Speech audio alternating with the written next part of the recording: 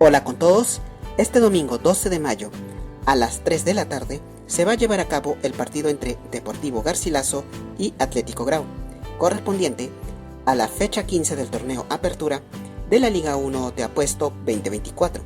El escenario será en el estadio Inca Garcilaso de la Vega, ubicado en Cusco.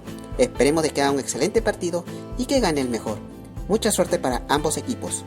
Muchas gracias.